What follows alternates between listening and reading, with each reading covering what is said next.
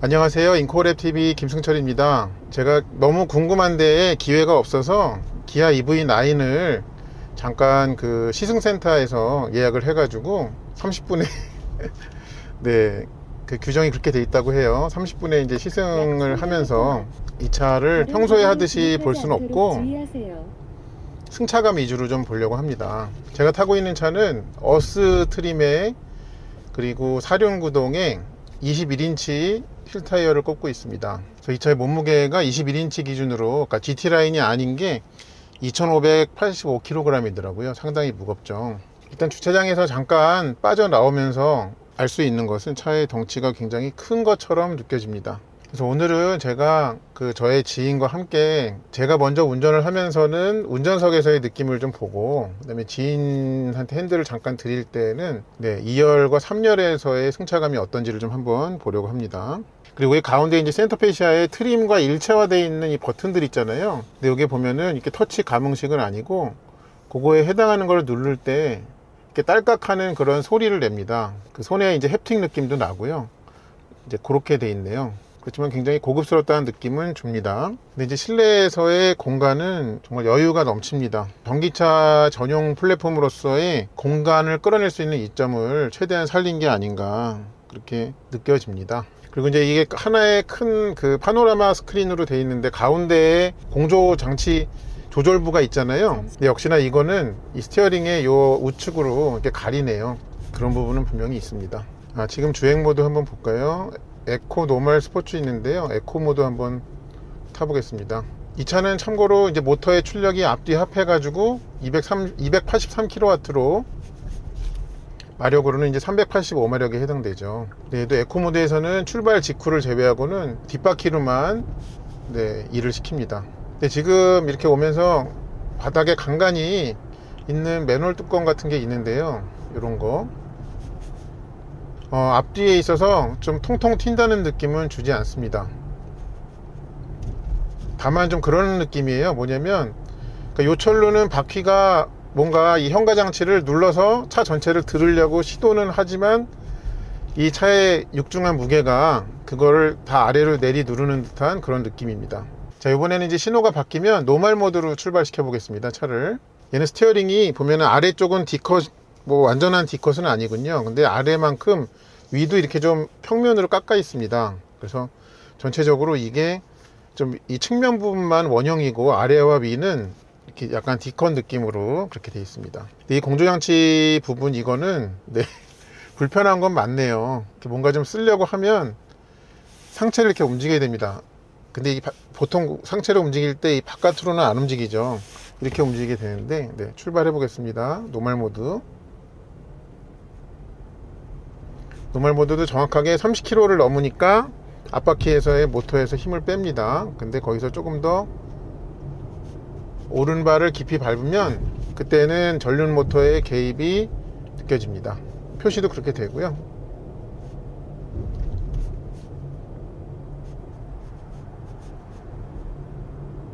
근데 이 승차감이 굉장히 폭신폭신한데요.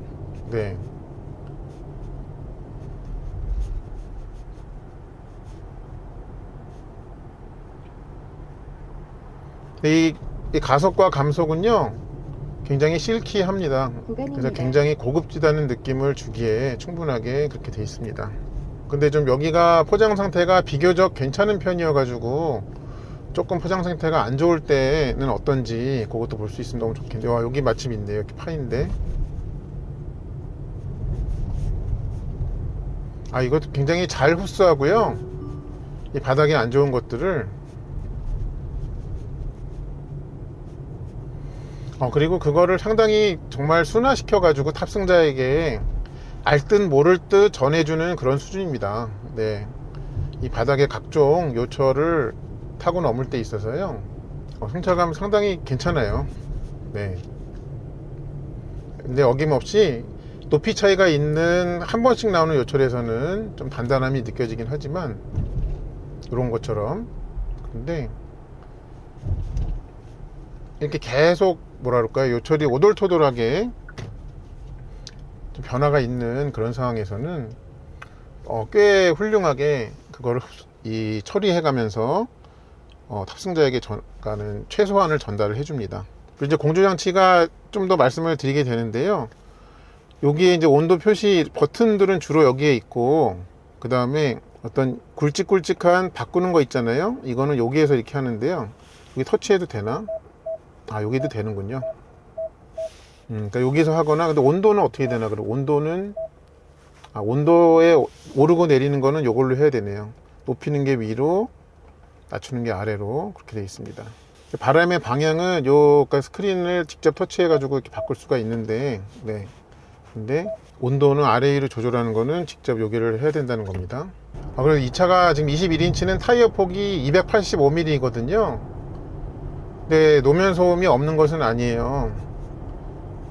네, 또 이제 전기차 전용 타이어를 꼽은 덕분에 노면 소음도 굉장히 잘 잡혀 있습니다.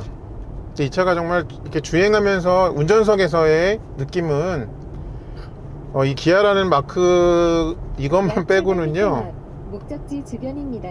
굉장히 높은 퀄리티의 주행 실력을 보여주고 있습니다.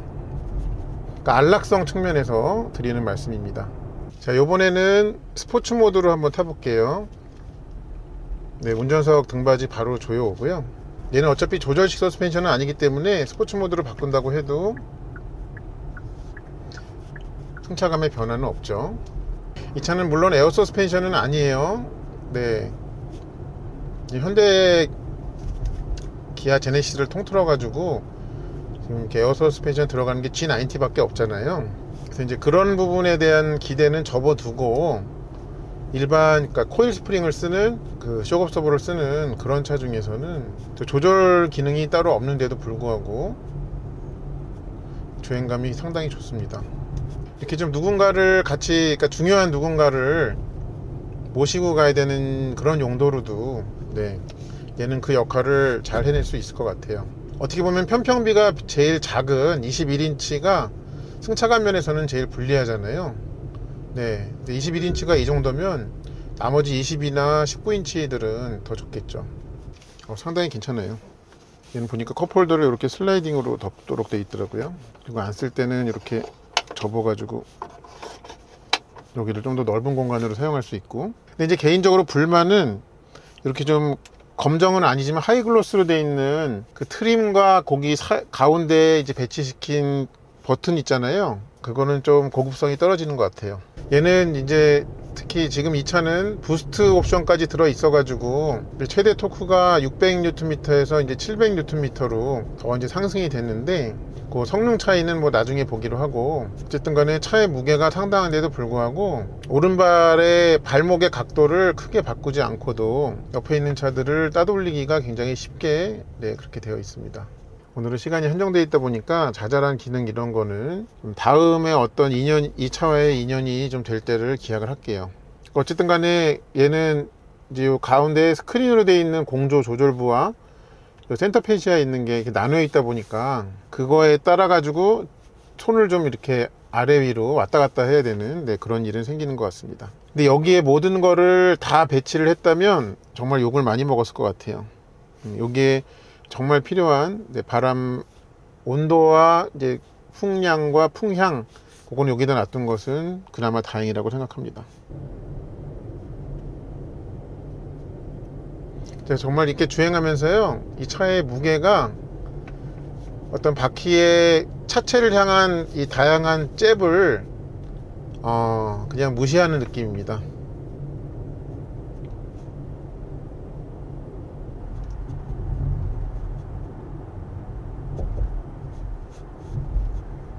그 와중에 부드러움도 있고, 그러니까 적어도 이 고급스럽다고 느껴지기에는 충분한, 지하차도 오른쪽 도로로 네, 그런 주행 감각을 보이고 있다는 점은 거듭 확인이 됩니다. 이 차도 헤드업 디스플레이가 앞쪽으로 화면이 누워 있는데 해상도는 상당히 뛰어나네요. 그리고 이 스크린의 크기도 크다고 느껴집니다. 과속 방지턱 한번 넘어볼까요? 이렇게 돼 있군요. 앞이 좀 넘고 나서 그 아래로 좀 많이 눌리는 느낌입니다. 저의 기준에서는 이거 운전석에서의 어떤 주행과 관련된 거는, 네, 그냥 합격점을 무난하게 줄 수 있을 것 같습니다. 물론 좀 얘를 몰아붙여서 제가 항상 리뷰하는 와인딩 로드에서는 또 어떤 양상으로 바뀌게 될지 그거는 좀 추후에 확인이 돼야겠지만 네, 그런 부분이 있습니다. 자, 그럼 이제 잠시 뒤에는요, 제가 2열에서의 느낌도 한번 말씀드리고, 그 다음에 3열에서의 주행 느낌도 한번 말씀드리겠습니다. 자, 이번에는 2열로 와봤습니다. 이 차는 6인승 스위블 시트인데요. 전기차 동호회 이제 출고 인증, EV9의 출고 인증들을 보면 제가 어떤 시트를 좀 많이 하시는지 그걸 보거든요. 그러면은 압도적으로 이 6인승 스위블 시트가 제일 많더라고요. 그 다음에 기본 시트인 7인승을 많이 하시고, 의외로 6인승의 릴렉션 시트는 좀 제일 적게 하시는 게 일단 현재까지의 출고 인증을 봐가지고는 그렇습니다. 지금 이 6인승 스위블 시트는 앞뒤로 이 롱 슬라이딩이 되죠. 지금 제가 앉은 요 위치 정도가 어떻게 보면 제일 시트를 뒤로 멀리 이제 슬라이딩을 한 거거든요. 뭐 공간 부분에는 여유가 진짜 넘치고요. 물론 이렇게 하면 뒤에는 성인은 당연히 못하고 어린이도 좀 앞으로 가라고 컴플레인을 할 것 같습니다. 아무리 성격이 좋은 어린이도 그럴 것 같아요. 그리고 얘는 이제 재밌는 게 시트가 바깥쪽으로 90도 아니면은 이 앞뒤를 마주보게 180도 회전이 되죠. 그러다 보니까는 이 안전벨트에 이 뭐라 그럴까요, 걸리는 위치가 요 B필러, 그러니까 C필러에 있질 않고 시트의 내측에서 이렇게 나오도록 한 부분이 있습니다. 평상시에 익숙한 것처럼 여기에 앉아가지고 여기 벨트가 없지, 그렇게 좀 이 차에 익숙하지 않으신 분은 그렇게 찾게 될 수도 있을 것 같아요. 그리고 얘는 이제 뒷자리 공조 부분이 많은 차들이 이 센터 콘솔에 온도 조절하는 그런 그 버튼류가 있는데, 얘는 이 천장에 있고요.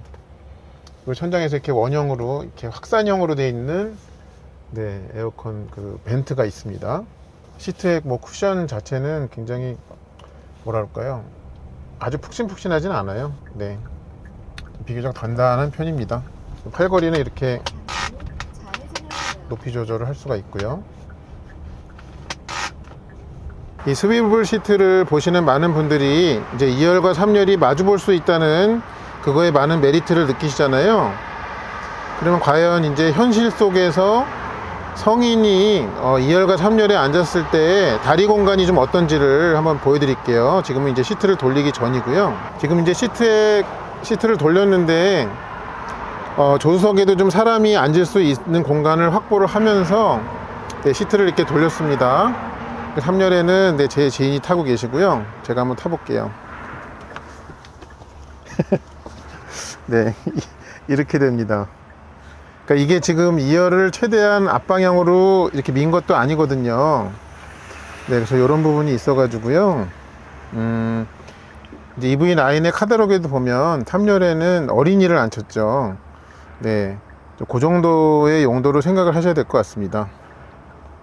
그러니까 1열, 2열, 3열에 모두 태우고 2열을 돌릴 경우에 그렇다는 말씀입니다. 먼저 운전석에서 탔던 똑같은 코스를 지금 이제 2열로 자리 옮겨가지고 가고 있거든요.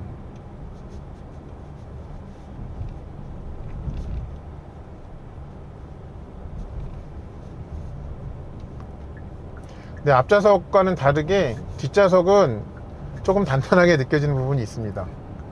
네, 앞은 좀 한없이 폭신폭신해서 그렇게 계속 제가 좀 주행을 했었는데, 이 뒷바퀴에서의 그 현가장치는 앞보다는 좀 단단한 세팅의 모양이에요. 네.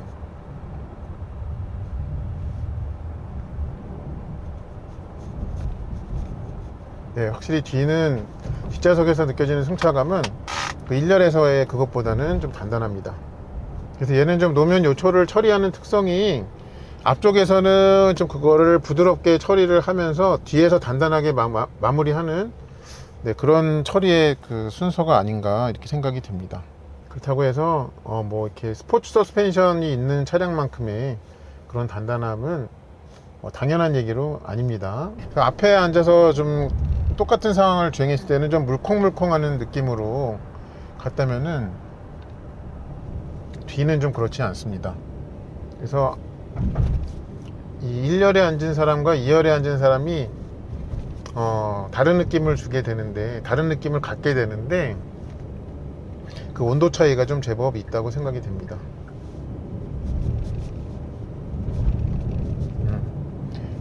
뒤는 단단해요. 네. 또 아까 똑같은 조건을 만들어 주시느라고 또 오른쪽으로 감사합니다. 자, 그럼 잠시 뒤에 3열도 한번 제가 앉아서 승차감 확인해 보겠습니다. 그리고 이제 3열에서 6인승으로 했을 때 전방을 보면 이런 모습이 됩니다. 아무래도 이 2열이 좌우가 붙어 있는 시트보다는 이렇게 분리되어 있는 독립된 시트로 되어 있는 6인승이 이 3열에 앉은 입장에서의 전방 개방감은 더 좋을 수밖에 없죠. 네. 그리고 지금 다리 공간을 좀 보여드리면요, 요거는 2열에 탄 사람도 1열, 2열에 탄 사람이 충분한 레그룸을 확보했을 때 제 키 기준으로 네, 요 앞에 2열의 등받이에 좀 살짝 닿는 네, 그런 느낌으로 되고 있습니다.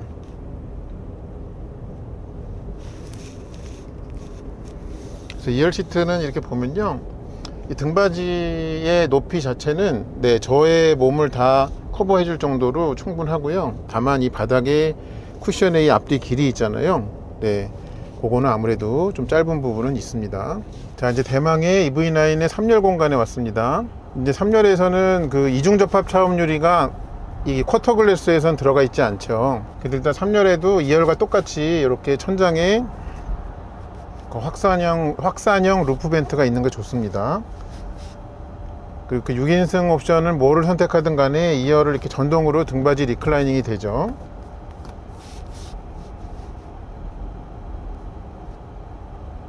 그래서 이것도 이제 기분상이겠지만 그 3열의 측면에는 이제 이중접합 차음 유리가 아니다 보니까 그래서 좀 로드 노이즈가 더 크게 들려오는 느낌입니다.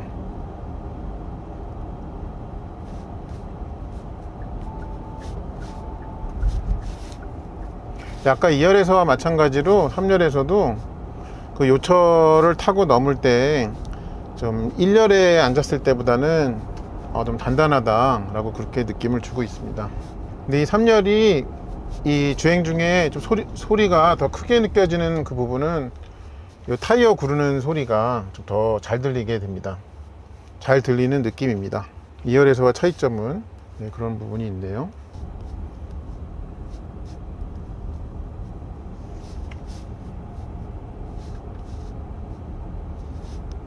근데 2열에서의 이 좌우 측면 시야는요, 일단 3열 탑승자가 그 시선이 머무르는 그 부분에, 그러니까 고개를 조금 돌렸을 때 쳐다보게 되는 그 부분의 유리 면적이 아래 위로 넓기 때문에 그래서 답답하다는 느낌은 주지 않습니다. 3열에서의 승차감은 2열에서와 큰 차이가 없습니다. 이 도로 타이어 구르는 노면 소음이 더 좀 크게 들리는 거, 그 소음의 크기 차이 외에는요, 네, 이 현가 장치가 만들어내는 그걸로 인한 승차감의 차이는 네, 없다고 느껴집니다.